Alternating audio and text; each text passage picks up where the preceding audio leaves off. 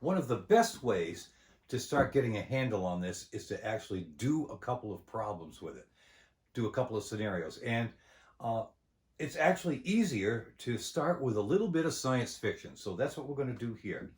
So a spacecraft passes NASA ground control at 0.9 C, 9/10 the speed of light. We don't have anything that does that or comes even close to it. A video camera monitors the clock inside the cabin rather, and transmits the image to an observer at ground control. The observer has his own clock adjacent to the control video screen displaying the shipboard clock. The first question is, the ground controller observes the image of the ship's clock secondhand as it completes one rotation, 60 seconds. How much time has elapsed on the ground control clock? Well, in a case like this, when you know that you're dealing with a relativistic velocity, remember in the previous discussion, a relativistic velocity is one that is 0.1 c, 1/10 of the speed of light or better.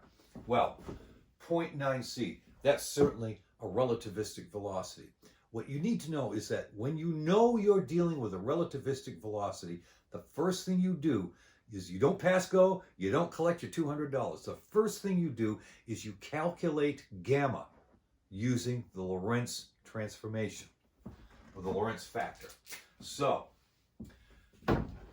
gamma is going to equal the square root of 1 minus v squared over c squared, which is the square root of 1 minus 0.9 c squared over c squared.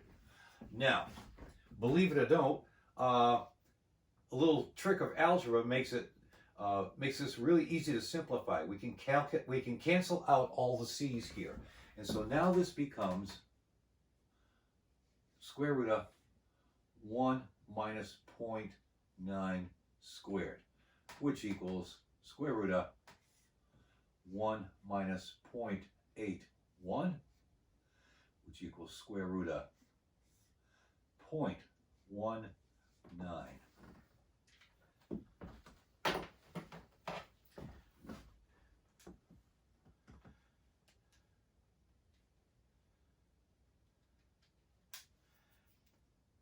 And if I round it to the third place, I get 0.436.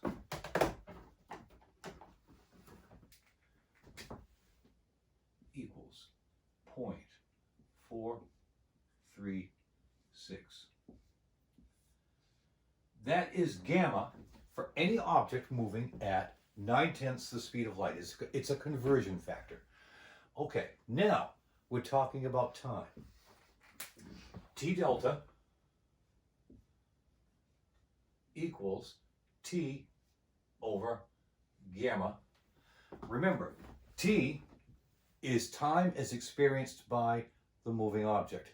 T delta is dilated or expanded time of the moving object as observed by the stationary observer. Okay, and gamma. So now we're just going to plug in 60 over 0.436.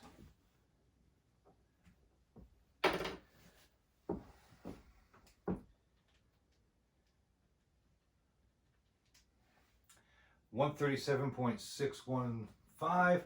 I'm going to round that to an even 138 seconds.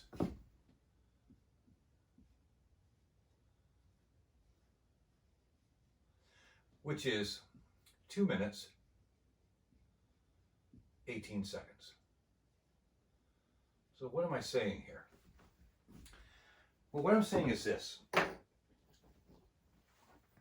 The ground control guy is going to look at this TV screen showing the shipboard second hand, and he's going to notice that that second hand is going really, really slow. How slow? Well, so slow that in the time it takes that second hand to go around once, his own clock is going to go around once, twice, and then another 18 seconds. 2 minutes, 18 seconds. If the astronaut happens to walk in front of the TV camera, he's going to appear to be going in really slow motion.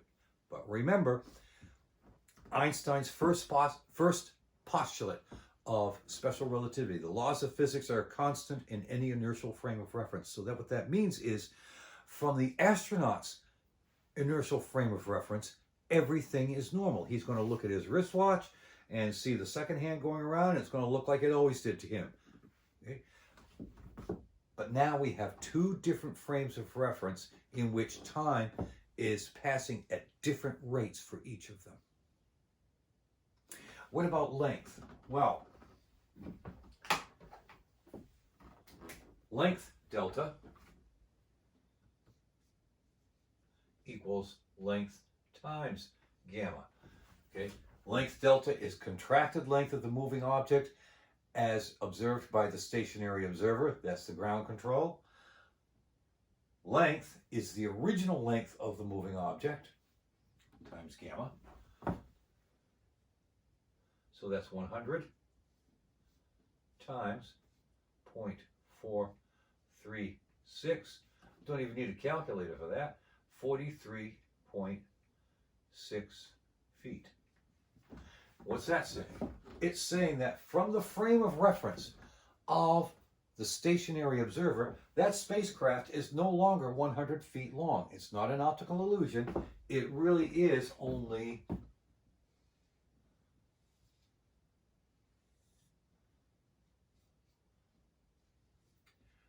43.6 feet long.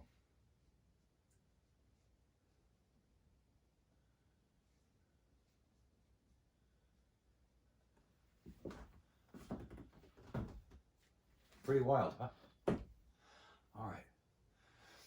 So we'll pause here, and then we're going to do a real-world experiment in relativity.